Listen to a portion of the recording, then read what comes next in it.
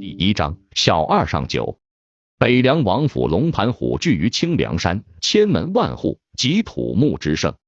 作为王朝硕果仅存的异姓王，在庙堂和江湖都是毁誉参半的北凉王徐骁，作为一名功勋武臣，可谓得到了皇帝宝座以外所有的东西。在西北三州，他就是当之无愧的主宰，只手遮天，翻云覆雨。难怪朝廷中与这位异姓王政见不合的大人们私下都会文绉绉骂一声徐蛮子，而一些居心叵测的更诛心的丢了顶二皇帝的帽子。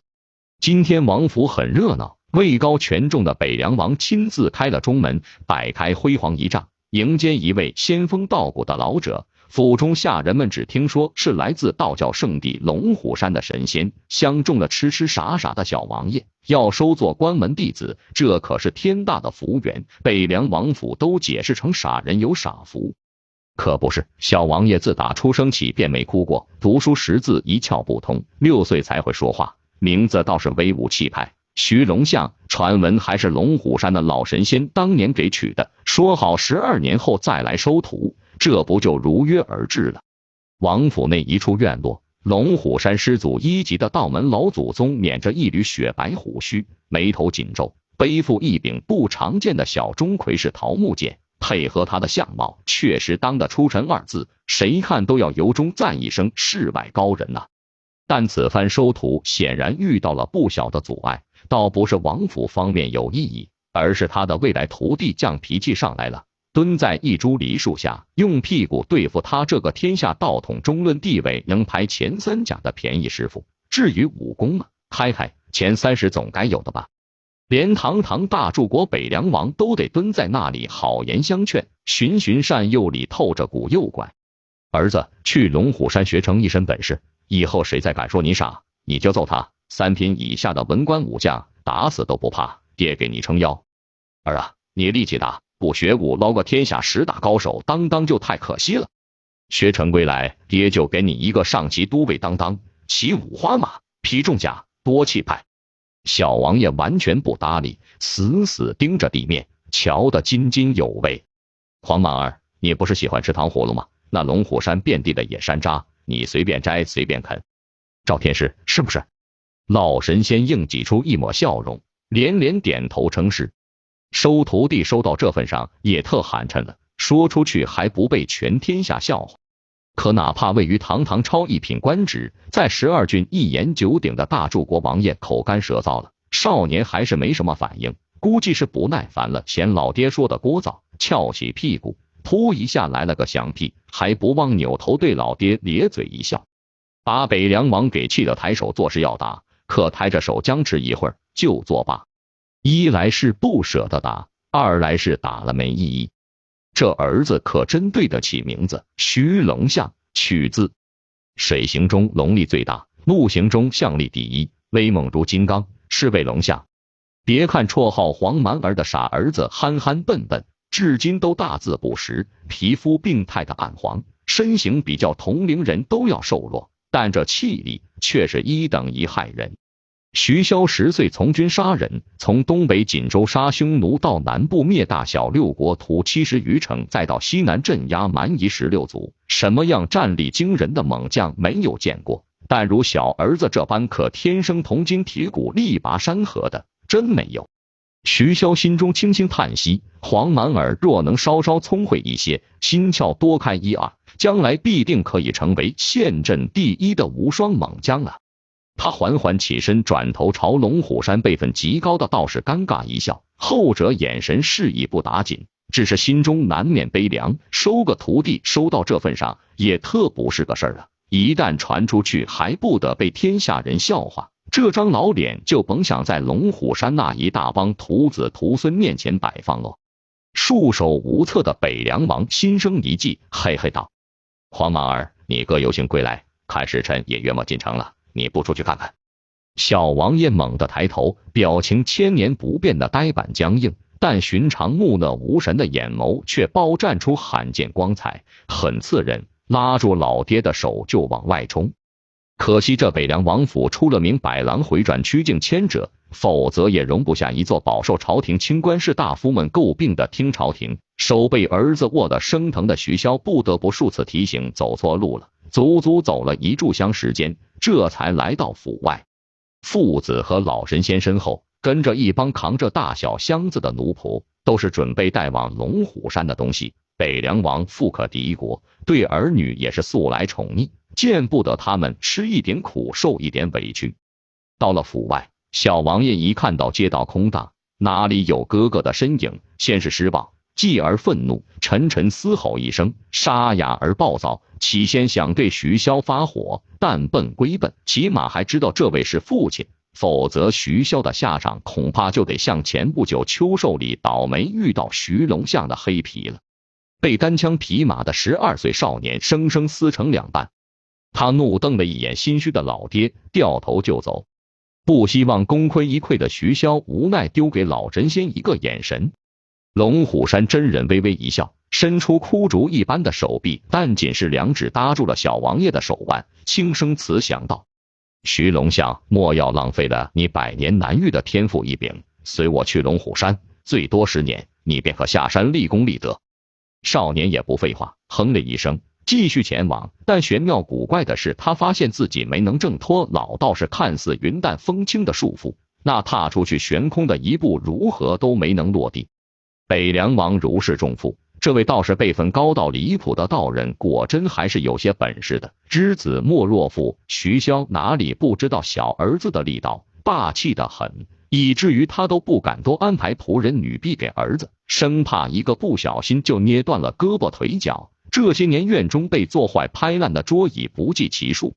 也亏得北凉王府家底厚实，寻常殷实人家早就破产了。小王爷愣了一下，随即发火，轻喝一声，硬是带着老神仙往前走了1步、2步、3步。头顶皇冠，身披道袍的真人只是微微咦了一声，不怒反喜，悄悄加重了几分力道，阻止了少年的继续前行。如此一来，徐龙像是真怒了，面容狰狞，如同一只野兽，伸出空闲的一只手，双手握住老道士的手臂，双脚一沉，咔嚓，在白玉地板上踩出2个坑，一甩就将老道士整个人给丢掷了出去。大柱国徐骁眯起眼睛，丝毫不怕惹出命案。那道士若没这个金狼本事，摔死就摔死好了。他徐骁连不可一世的西楚王朝都给用凉州铁骑踏平了，何时对江湖门派有过丝毫的敬畏？天下道统首领龙虎山又如何？所辖境内数个大门大派虽比不上龙虎山，但在王朝内也属一流规模。例如那数百年一直跟龙虎山争夺道统的武当山，在江湖上够超然了吧？还不是每年都主动派人送来3、4炉珍品丹药。老道士轻轻飘荡到王府门口的一座2人高汉白玉石狮子上，极富仙人气势。光凭这一手，若是搁在市井中，那还不得博得满堂喝彩。这按照北凉王世子及徐骁嫡长子的那个脍炙人口的说法，那就是该上这活儿不简单，是技术活，指不定就是几百几千两银票打赏出去了。想当年世子殿下还没出北凉祸害别人的时候，多少青楼清伶或者江湖骗子得了他的阔绰赏钱。最高纪录是一位外地游侠，在街上一言不合与当地剑客相斗，从街边菜摊打起打到湖畔，最后打到湖边凉州最大窑子一香楼的楼顶，把白日宣淫的世子给吵醒了，立马顾不得白嫩如羊脂美玉的花魁小娘子，在窗口大声叫好。事后在世子殿下的掺和下，官府非但没有追究，反而差点给那名游侠送去凉州好男儿的大锦牌。他更是让仆人快马加鞭送去一大摞整整10万银票。没有喜好玩鹰斗犬的世子殿下的大好凉州可真是寂寞。正经人家的小娘子们终于敢漂漂亮亮上街买胭脂了，二流纨绔们终于没了跟他们抢着欺男霸女的魔头了，大大小小的青楼也等不到那位头号公子哥的一掷千金了。北凉王徐骁生有2女2子，俱是奇葩。大郡主出嫁，连克3位丈夫，成了王朝内脸蛋最俏、嫁妆最多的寡妇，在江南道5郡艳名远播，作风放浪。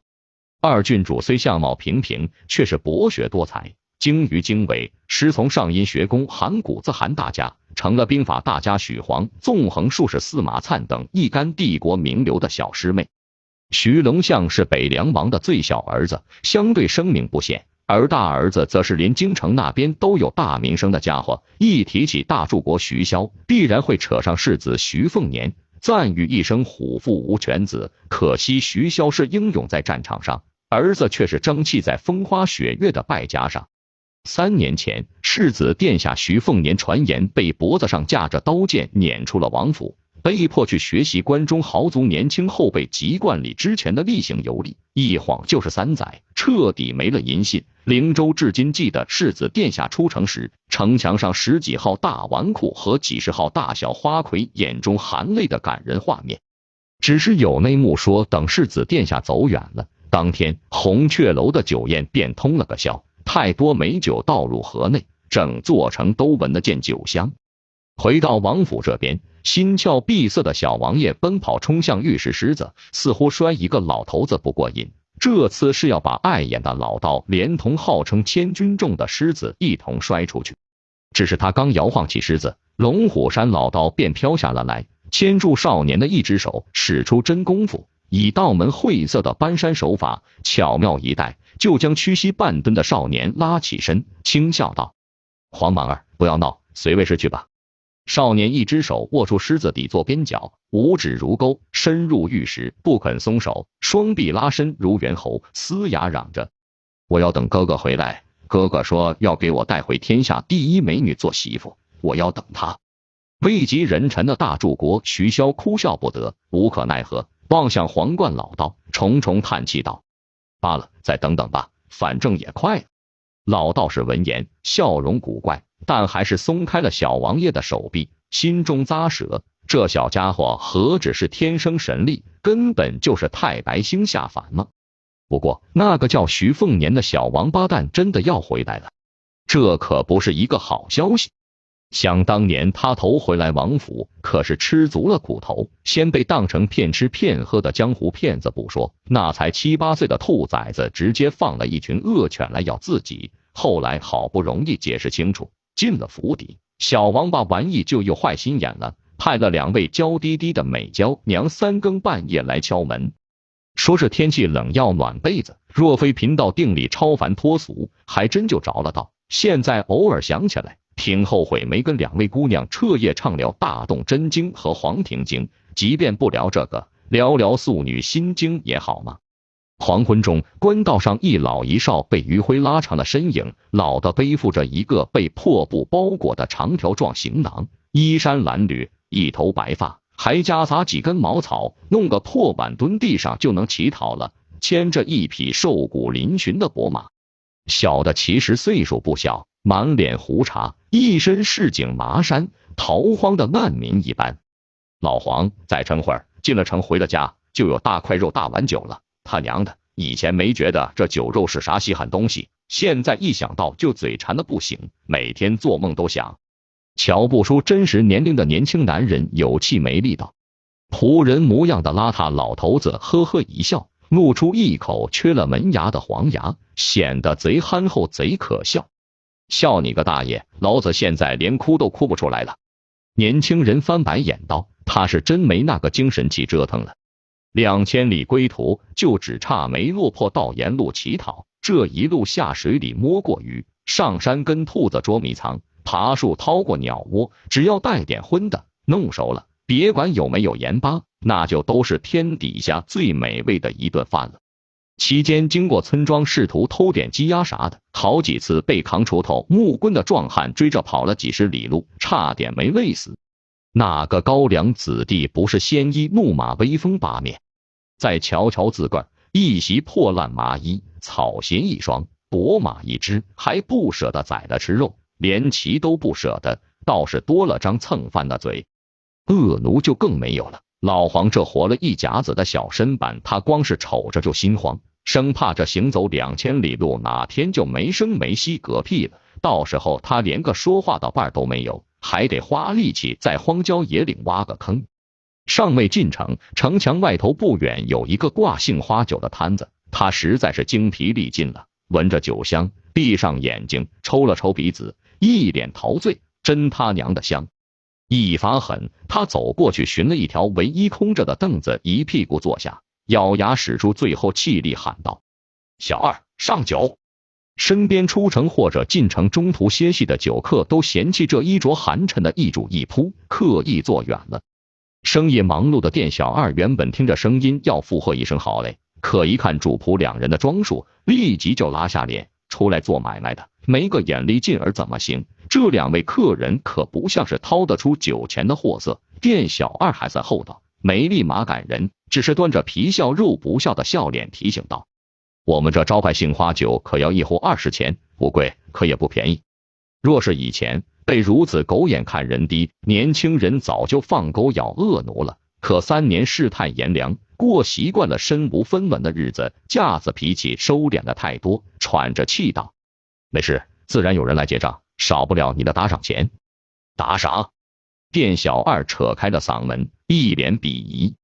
年轻人苦笑，拇指食指放在嘴边，把最后那点吃奶的力气都使出来，吹了一声哨子，然后就趴在简陋酒桌上打鼾，竟然睡着了。店小二只觉得莫名其妙，唯有眼尖的人依稀瞧见头顶闪过一点影子，一只鹰隼般的飞禽如箭矢掠过城头。大概酒客喝光一碗杏花酒的时光，大地毫无征兆的轰鸣起来，酒桌摇晃，酒客们瞪大眼睛看着酒水跟着酒桌一起晃荡，都小心翼翼捧起来，四处张望。只见城门处冲出一群铁骑，绵延成2条黑线，仿佛没个尽头。尘土飞扬中，高头大马俱是北凉境内以一当百、名动天下的重甲骁骑。看那为首扛旗将军手中所拿的王旗，鲜艳如血，上书一字徐。乖乖，北凉王麾下的嫡系军间，谁能与驰骋年转过王朝南北13州的北凉铁骑争锋？以往西楚王朝觉得他的12万大戟是敢逆其锋芒，可结果呢？泾河一战，全军覆没，将卒悉数坑杀，哀嚎如雷。200精锐铁骑冲刺而出，浩浩荡荡，气势如虹。头顶一只充满灵气的鹰隼刺在领路，200铁骑瞬间静止，动作如出一辙。这份娴熟已经远远超出一般行武汉族百战之兵的范畴。正4品武将折冲都尉翻身下马，一眼看见牵马老仆，立即奔驰到酒肆前，跪下行礼，躬声道：末将其当国参见世子殿下。而那位口出狂言要给打赏钱的寒酸年轻人，只是在睡梦中呢喃了一句：小二，上酒。第2章白虎而脸。身为北凉军扛旗的折冲都尉齐当国一时间有些犯难。虽说他是兵权彪炳的大柱国徐骁6位义子之一，是1虎2雄3犬中的狼犬，可这些年与世子殿下关系其实确实不算融洽。说心里话，贫贱行伍出身的齐当国不太顺眼殿下在州郡内的风流行径，但忠义当头，徐凤年既然是义父的嫡长子，便是要齐当国亲手去掳抢闺女，这位折冲都尉也不会皱一下眉头。现在怎么将徐凤年送回王府成了难题，总不能将尊贵的世子殿下随手扔在马背上吧？索性狂奔而来的一骑解决了齐当国的困境。马匹通体如墨，异常高壮，曾是野马之王，被驯服了后就交由小王爷徐龙相。一照面，马王野性难驯，扬起豆大马蹄就要踩踏新主子，结果踢到了铁板，被少年一拳给打翻在地。此后便乖巧温顺如小家碧玉了。闻讯赶来的小王爷徐龙相策马急停，跳下亲热喊了几声哥，见没动静，便天真以为哥死了，嚎啕大哭，撕心裂肺。齐当国好心想上去解释世子殿下只是劳累过度，结果被小王爷一把推开，几个踉跄，差点跌倒。齐当国可是北凉军替大柱国扛旗的猛将，足见少年超乎寻常的力道。被徐凤年唤作老黄的老仆小跑几步，用一口浓重的西蜀腔轻声说了几句，徐龙象这才破涕为笑，重重一巴掌拍在老仆肩膀上，直接把老头拍得一屁股坐在尘土中。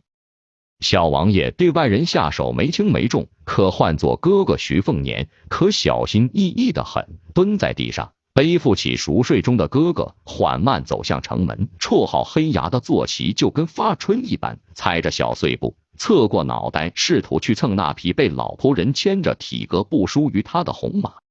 可皮包骨头还瘸了一脚的红马却不领情，张嘴就咬，吓得黑牙赶紧跑开，却不舍得跑远，显得恋恋不舍。灵州城内起先不确定是谁能让小王爷徐龙象背负着入城，而且身后还跟着200骑如狼似虎的王府亲兵。后来不知是谁惊呼了一声世子殿下，这下可好，灵州可并排驱使3辆马车的主干道立马鸡飞狗跳，尤其是那些打扮得漂亮的小姐千金们，顾不上舒雅风姿，拎着裙摆尖叫着逃窜开来。一些个摆放镇宅宝贝来招来顾客的大铺子都第一时间将东西藏起来。世子殿下回来了的消息一传十，十传百，以打雷一般的惊人速度传遍了整座灵州城。城内大小20几座青楼精神一振，老鸨龟公们都喜极而泣，一些个身段妖娆的花魁们都捧着心口痴痴坐在窗口望穿秋水道：冤家终于舍得回来了，想杀奴家呀！一人远远尾随着200凉州铁骑进了城，身段修长，一袭白袍，黛眉如画，丹凤眼，桃花眸，狭长而妩媚，肤白如玉，标准的美人瓜子脸，俊美非凡，不似人间俗物。若非腰间左侧配有2柄刀，身世不明，神色间倨傲清高，加上震慑于世子殿下回城的可怕说法，一些个混迹街头的痞子和纨绔早就上去调戏一番。这娘们也特美了，比城内所有花魁加起来还要俊俏。一些个惊慌奔跑中的良家美妇和富家小姐见到她，起先是嫉妒，然后是倾慕，带着羞涩，心想这位姑娘若是个公子哥，便是私奔也情愿。腰间佩刀的白袍美人略带惊奇，犹豫了一下，拣选了一位算卦的老人，问道：老先生，那被北凉铁骑护着进城的人是哪家的世子？正悲叹以后没法子做生意的老人被眼前姑娘的美貌给惊了魂魄，毕竟上了年纪，好不容易镇定下来，苦笑道：姑娘，你是外地人吗？在我们这儿就只有一位世子殿下，便是北凉王的长子，寻常富贵全是人家的儿子，哪敢自称世子？那可是要被他揍得鼻青脸肿的。便是那临近几州的藩王子孙，稍稍不顺眼，一样要被咱们的世子殿下打得没脾气。听到老人口中姑娘的称呼，女子一双极好看的黛眉下意识微皱，但并未反驳什么，望向前方缓慢前行的铁骑队伍，眯起桃花眸子，隐约有杀机，自言自语道：不曾想还真是位公子哥。徐教花，莫非这就是你常说的九假一真好拐骗？北凉王徐骁号称破城过百，杀戮30万生灵的人徒，怎的有这样一个不争气儿子？北凉王府世子大院竟比王爷徐骁的还要奢侈，仅就临窗的大紫檀雕螭案上装饰便可见一斑，除了足足4尺高的藏青古铜鼎，还悬有隋朝青龙大画，另有花梨木大理石几案，设着文房四宝和杯金酒具，名人法帖堆积如山，光是砚石就有10数方，都是价值连城，比海内竖着的笔如树林一般密密麻麻。几案一角放有一只巨大歌谣花囊，插着满满一囊的水晶球白菊，更有随手把玩的错金独角瑞兽貔貅一对。王府内铺设有数条耗费木炭无数的地笼，所以初冬时分，房内依然温暖如晚春，便是赤脚踩在毯子上也无妨。所谓豪门巨士，不过如此。此时世子徐凤年熟睡着，躺在大床上，盖着一条秋香色金钱蟒大条褥，面容憔悴。床边坐着大柱国徐骁和小王爷徐龙象，除了唯一外人龙虎山的赵天师站立一旁，和那黄姓老仆背负长条行囊坐在门口，再无他人。床头一尊洒金色斑古铜宣德炉，燃有醒神的奇物龙涎香。天师，我儿无恙。徐骁不知是第几次不厌其烦问起这个相同问题。这哪里还是那个战场上杀伐果决的徐柱国，分明只是宠溺儿子到了荒唐地步的父亲。无恙无恙，世子殿下只是长期舟车劳顿，睡个半天，然后调养半月，定能生龙活虎。老道士胸有成竹道，一阵肉疼。初时王爷见到爱子如此消瘦，立即就让府内大管家将武当山好几炉子的上品灵丹以及府上珍藏的贡品妙药一股脑搬出来，恨不得全部倒进儿子的嘴里，把赵天师给看得心惊肉跳。说了半天是要办分毒的道理，并且存了与武当山一拼高低的私心，亲自拿出龙虎山的小金丹来大材小用，这才打消了王爷的顾虑。世子徐凤年足足睡了2天2夜才醒来，弟弟徐龙象便不吃不喝守了2天2夜。等下人去给大柱国报喜，急匆匆3步做1步赶来探望，结果看到儿子直接操起床头的宣德炉就砸了过来，跳下床破口大骂：徐骁，你个挨千刀的，把老子赶出王府3年啊，难怪你常说老子不是你亲生的。徐骁头一歪，躲过炉子，舔着脸赔罪。可徐凤年哪里肯放过这个让自己3年风餐露宿的罪魁祸首，砸完了室内一切可以砸的东西，一路追到房外，见狼角斜割了一把锦绣扫帚，拎起来就追着他。可怜大柱国结实挨了几下后，还不忘提醒道：穿上鞋，穿上鞋，天凉别冻着。院子里一个追一个逃，好不热闹。几个走出王府，那比一郡总督大人还要吃香的嫡系管家下人都默契的双手插袖，抬头望着天空，什么都没听见，什么都没看见。徐凤年到底是身体疲乏，追着打了一会儿就气喘吁吁，弯着腰狠狠瞪着父亲。徐骁远远站着，小心翼翼陪笑道：气消了，气消了就先吃饭，有了力气才能出气嘛。房门门槛上坐着小王爷徐龙象和仆人老黄，2人咧着嘴笑，一个流着口水，一个缺了门牙，都挺傻。世子殿下气喘如牛，指了指外人眼中高高在上的北凉王徐骁：驴草的，今天先放过你，你给老子等着。徐骁也不恼怒，乐呵呵道：好好好，爹等着就是，一定打不还手，骂不还口，让你出一口恶气。还赤脚的徐凤年丢掉那把能卖几10两银子的扫帚，来到房门，看到傻笑的弟弟，眼神柔和了几分。见他口水流淌了整个胸口，徐凤年也不嫌脏，很自然而然的直接伸手帮忙擦拭，轻声道：傻黄蛮，来，站起来给哥瞅瞅，高了没，壮了没。少年一本正经站起身，徐凤年比划了一下个头，略带失望笑道：不高不壮。少年一把环腰将哥哥抱起，徐凤年并不如何惊讶，胸口倒是被沾了不少口水，哈哈大笑道：力气倒是大了不少。大柱国站在原地，军旅半辈子杀人如麻的人土竟有些眼眶湿润，悄悄撇过头，喃喃自嘲了一句：这风大的哪来的沙子哦。哥弟2个一同回了房，徐骁立即命人端来早就精心准备好的餐点，光是端食盒的下人就有20-30位，陆续进屋，行云流水一般。在龙虎山老道的善意提醒下，大多是素食，少重口辛辣。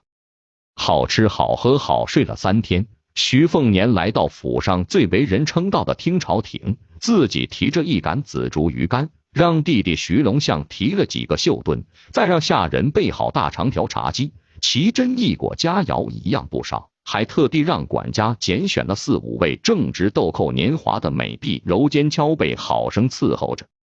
这才是世子殿下该有的惬意生活吗？听潮亭，光看这名字就能听出几分含义。北凉王府坐拥整座清凉山，在原本有个湖的山腰再扩建1倍，意图扩湖为海，搭建亭台楼榭，最终高耸入云的9楼雄伟凉亭取名听潮。世子徐凤年的爱好就是在1楼垂钓，楼内藏书万卷。真本孤本无数，不乏师的传承的武学秘籍。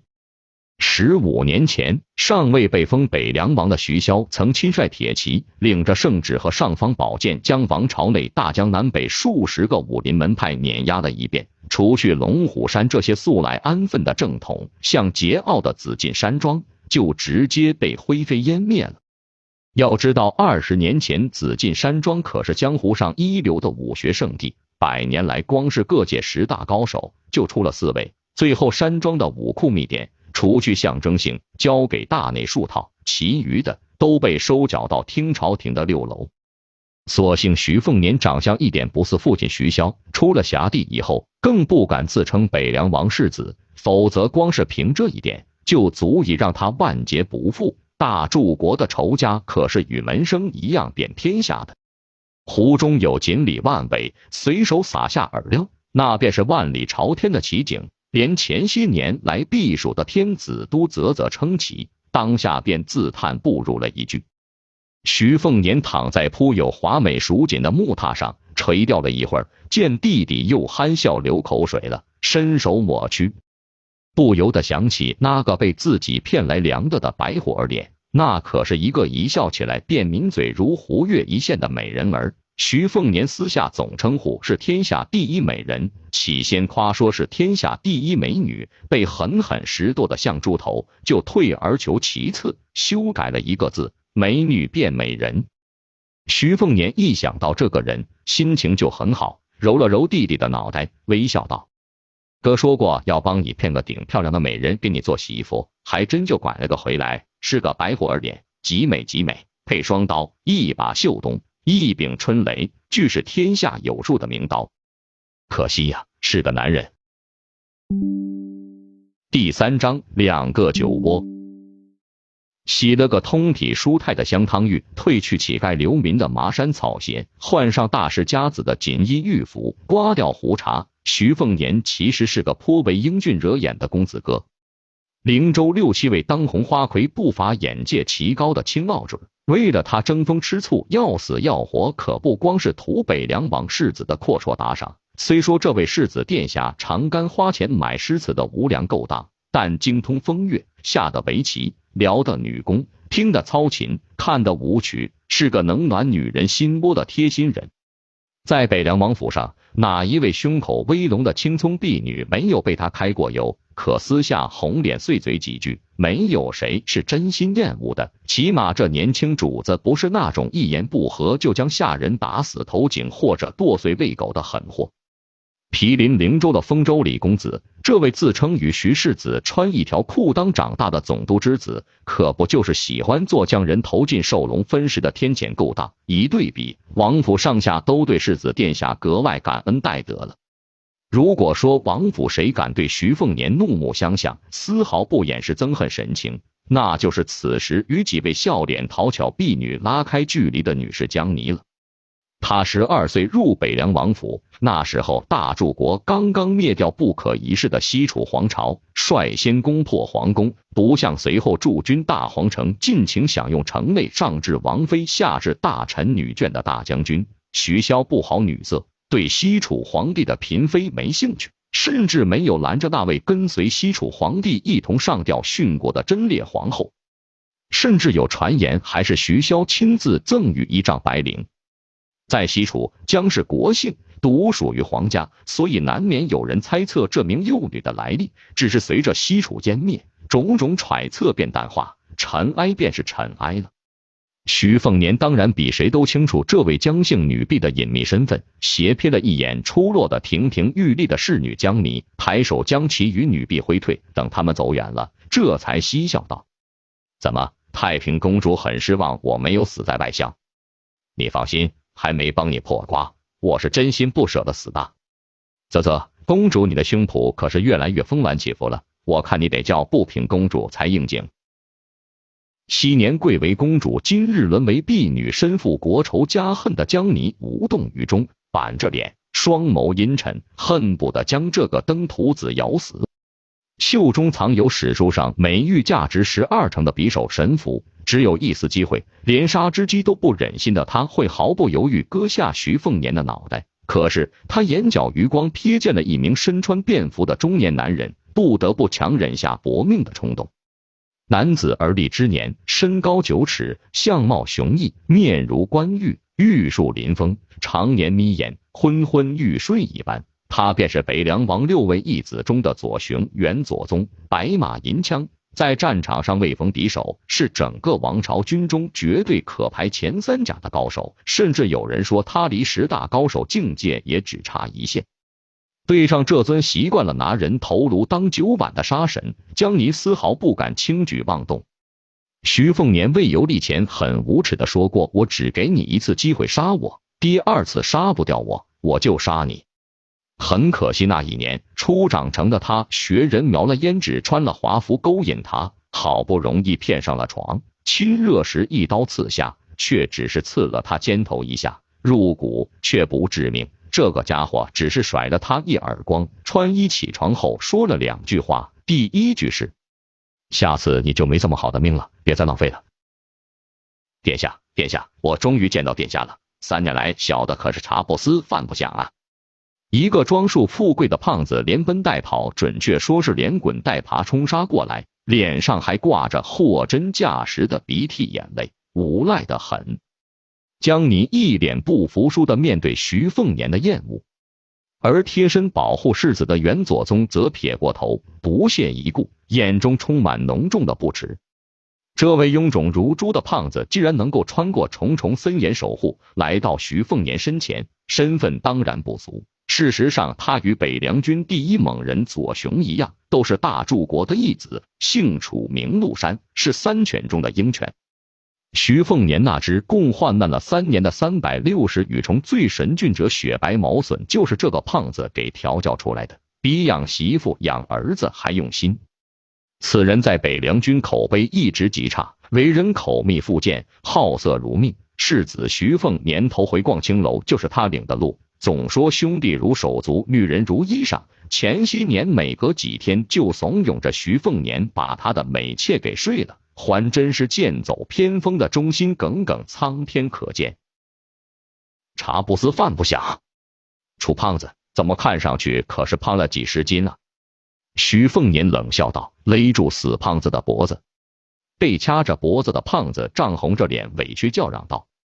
殿下瘦了，都瘦了1圈了。殿下若不信，小的马上去称，重了1斤就切下1斤肉，重10斤切10斤。徐凤年松开脖子，拍打着楚禄山的肥颤颤脸颊，笑道，果然好兄弟。如今窃据牵牛龙武将军从3品高位的楚胖子被人肆意拍打脸颊，从3品，只要不是那些流于表面头衔的散官，放在任何州郡都是数1数2的大官了，何况是手持3000精兵虎符的牵牛龙武将军。可这胖子非但不觉得耻辱，反而一脸荣幸至极的表情，凑过硕大如猪头的脑袋，嘿嘿道，殿下，我新纳了一房美妾，细皮嫩肉的紧，一捏都能捏出水来，还没敢享用，就是专门为殿下留着的。殿下是否抽空大驾光临，先喝点酒，听点小曲儿，然后……徐凤年点头道，好说好说。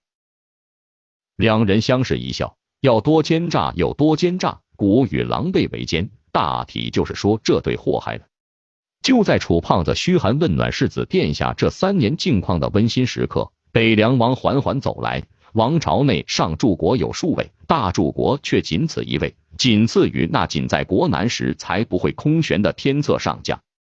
徐骁一生戎马，年轻时领军还会身先士卒，以至于先皇曾格外颁布圣旨，命他无需亲自显阵。后来征战西楚时，左腿中了刘氏一箭，落下了微瘸的后遗症。徐骁不介意那些清流名士嘲笑他徐蛮子，可如果谁敢腹诽一句徐瘸子，那绝对是不死不休的境地。曾与他一同讨伐西楚的武安侯有一名心腹爱将，年轻气盛，就付出了代价，被徐骁随便找了个借口斩首示众，头颅与一排西楚名将的脑袋一同悬挂在西楚皇城城头。武安侯敢怒却不敢言，甚至事后都没向皇帝陛下抗议半句。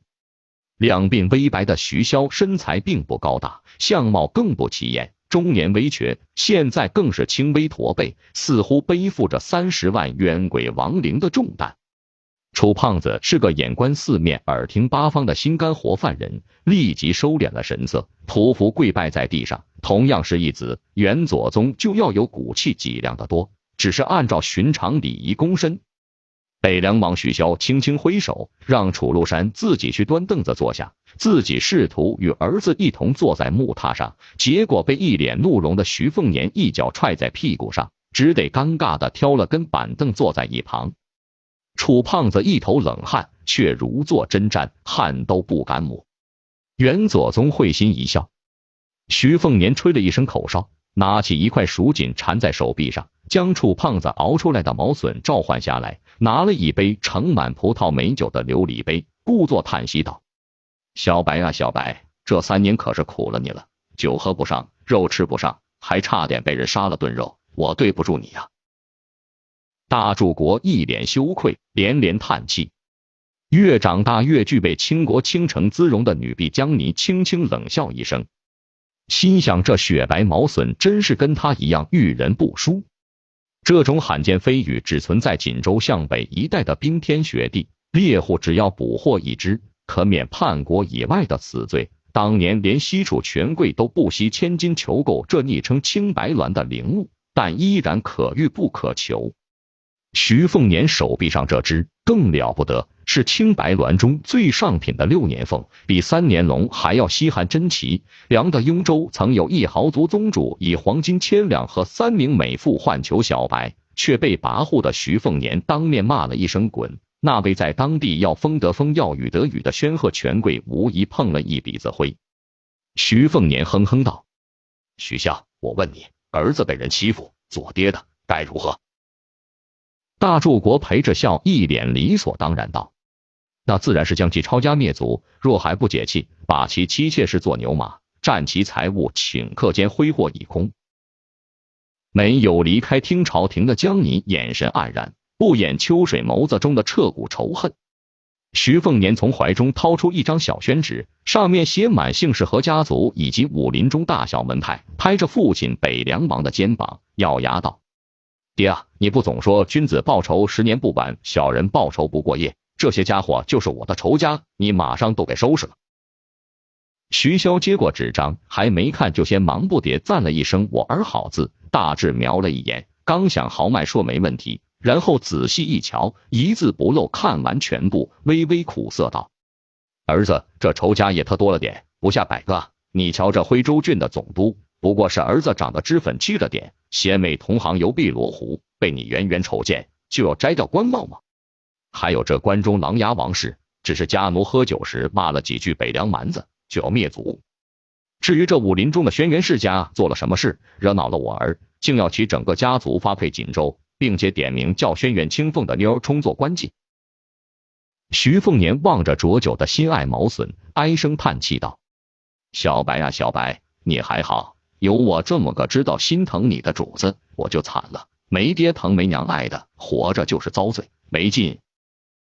大柱国连忙笑道：“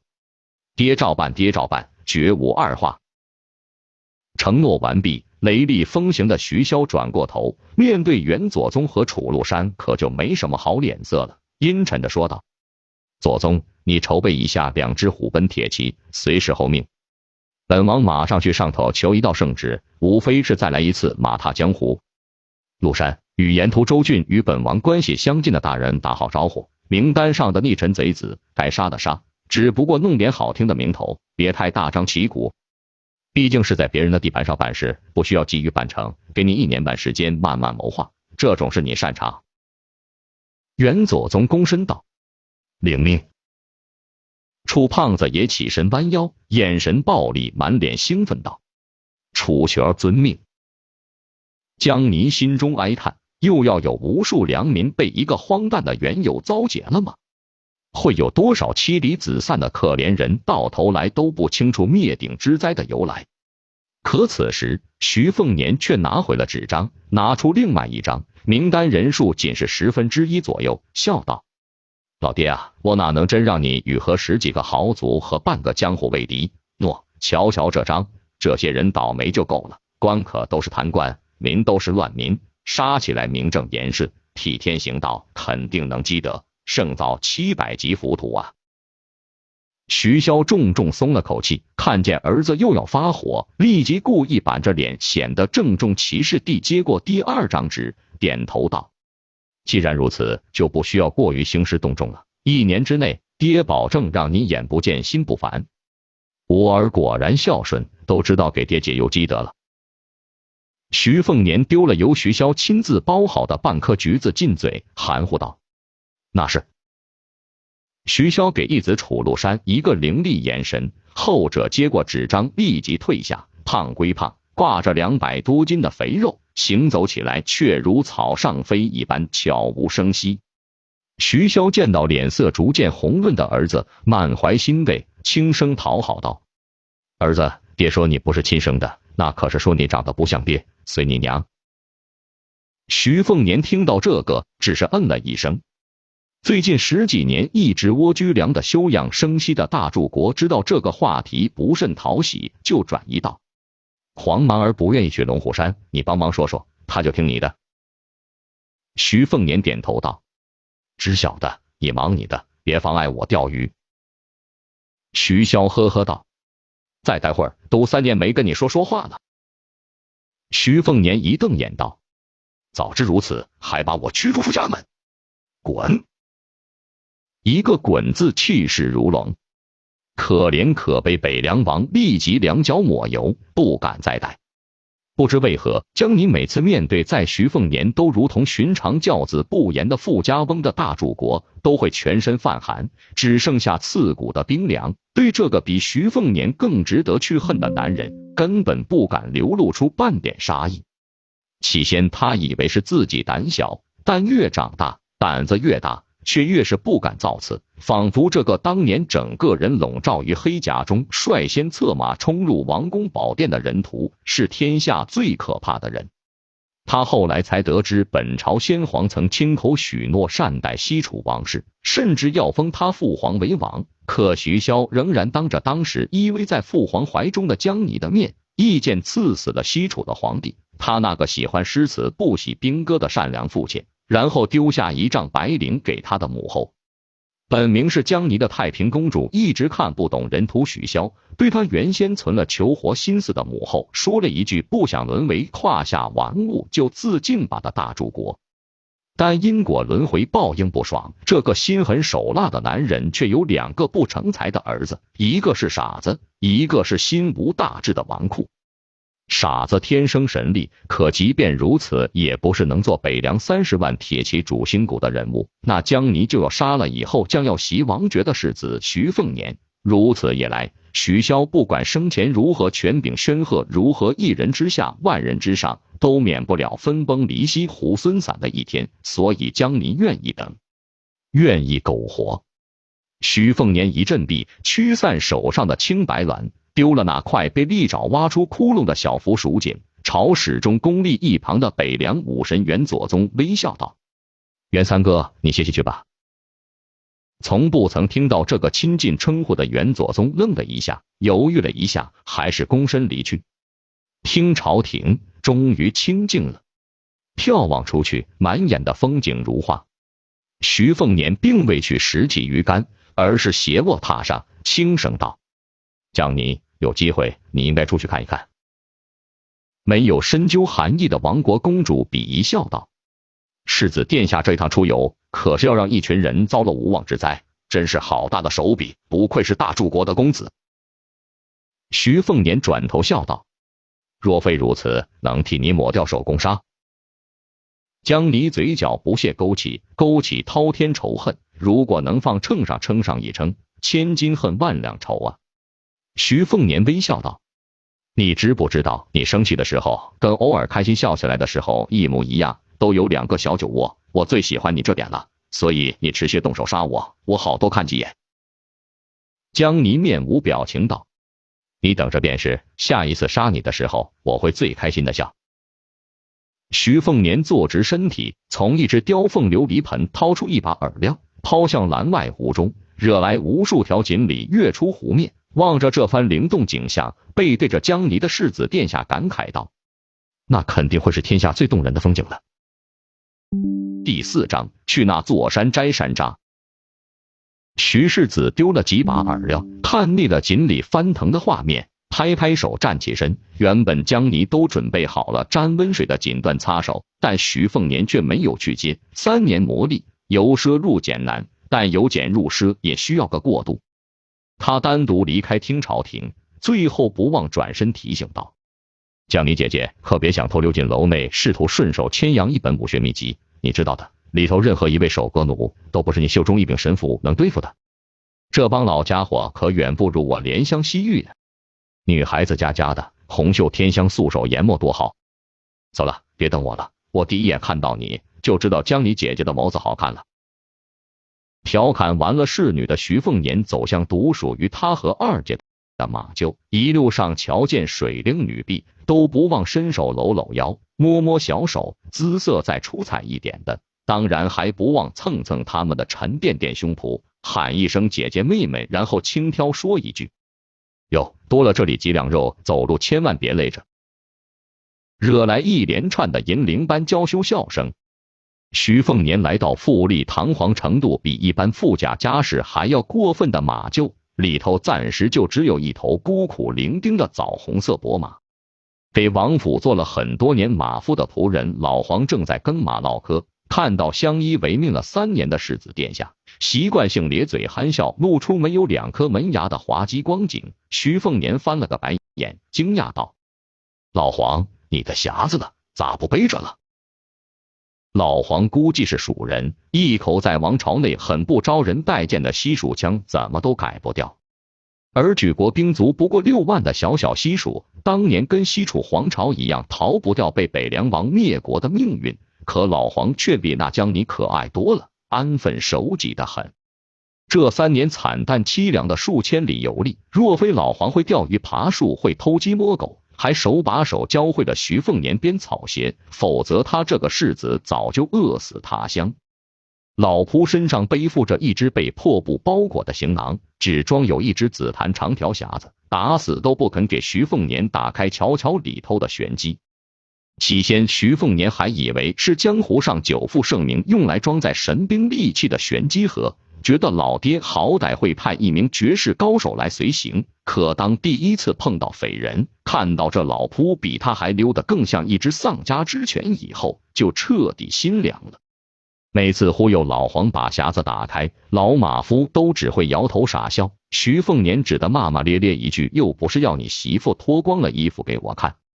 清河郡某次，徐凤年趁老黄去拉屎的时候，耐不住好奇，偷偷研究了一番，却不得要领，只觉得匣子光是捧着便冰冷刺体。结果老黄看到后，眼神那叫一个幽怨，比灵州大街上被他调戏的黄花闺女还可怜兮兮。之后不知是否遭了报应，徐凤年隔天就感染风寒，是老黄熬药烧水偷红薯来烤，忙得焦头烂额。之后整整半旬时光都是老马夫背着徐凤年前行，最大的印象就是老黄那句瘦骨嶙峋的骨架把自己给落得慌，当然还有几分没有说出嘴的感激。在那以后，徐凤年就没打过匣子的贼主意了，只是难免会浅浅淡淡想着某年某月某日能知道其中的小秘密，当然是无关痛痒的小秘密。一个老马夫能有天大的秘密才是笑话。至今徐凤年仍记忆犹新，脱离草寇的追杀后，问老仆：老黄，你是高手吗？老黄带着搁在漂亮娘们脸上才是动人的羞意点点头。徐凤年再问：很高的那种？老黄似乎更羞涩了，扭捏着微微撇过头，再点头。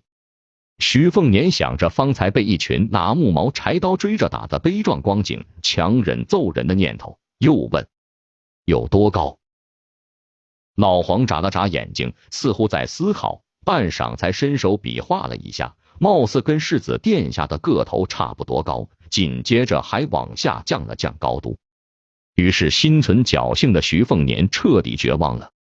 所以说徐凤年完全有理由对大柱国有怨气，除了忘了安排高手当护从外，不但不跟他说行走江湖莫要怀璧的浅显道理，还怂恿着徐凤年说：儿啊，出门在外，首要功夫就是保命。诺，这件刀枪不入、水火不侵的乌盔宝甲穿上，这只由冰蚕呕血吐出的丝线打造的手套也戴上，这里还有3、4本类似武当阵教的上清紫阳诀的绝世秘籍，都拿上。好话，你丢任何一本到江湖上，就能引发一场腥风血雨。你抽空练一练，说不定明天就是高手了。瞧瞧，爹可是真心疼你的。把银票都揣上，你腰间那几枚雕玉佩也值好几百两黄金，没钱了就找家当铺卖掉，吃香喝辣不成问题。一开始徐凤年还觉得的确不错，这样的游历就是一片坦途啊，不担忧花钱如流水，勾搭一下各地风韵迥异的美人，结识一下名头震天的豪杰，跟武林中响当当的大侠称兄道弟一下，想想就乐呵。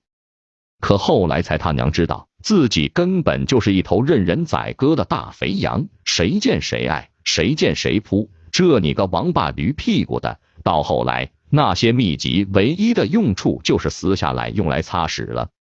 仅剩半本横看竖看斜着看都如天书的吞金宝录，总算派上用场，在归途中遇上了比任何一位灵州花魁还美的白虎儿脸，他识货，答应收下半部吞金宝录，护送他回灵州。那小半年，徐凤年好不容易碰上个没啥歹念的真正高手，千方百计讨好，没奈何白虎儿脸对他爱理不理，连走路都要刻意拉开一大段距离，除非遇到不开眼的拦路劫匪，否则绝不废话。徐凤年走入马厩里，给伯马拿了一捧马草，轻叹道：“红兔啊红兔，要是被二姐看到好好一匹汗血宝马被折磨成这德行，难保不会给我板栗吃。”这3年，一鹰一马，外加一个索性没那么老眼昏花的老仆，就是他的全部了。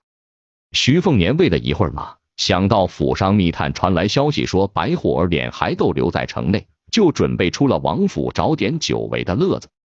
这个家伙在他落魄的时候，时不时会刺他一句：“你若是公子哥是家子，我就是娘们。”徐凤年没理由不去显摆显摆。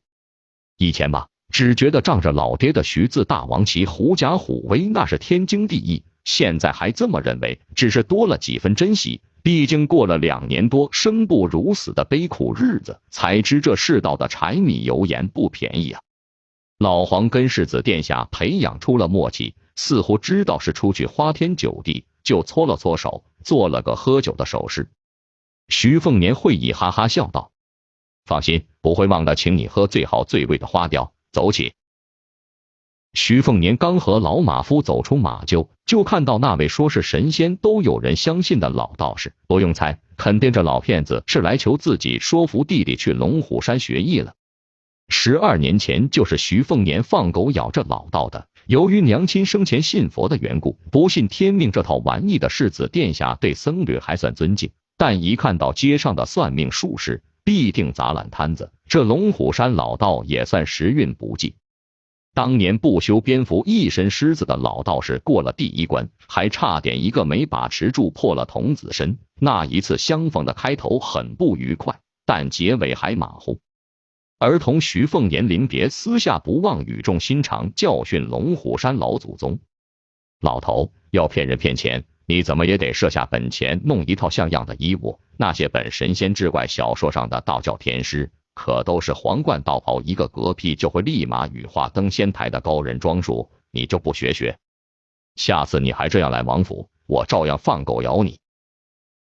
看来姓赵的老道士学乖了，果真换上崭新得体的道袍，头顶冲天皇冠，还添加了一柄古朴桃木剑。平时走哪里都是前半生行走江湖所享受不到的尊敬眼神，这让平时在山上对着数十年不变几张死板脸孔的老道士十分受用。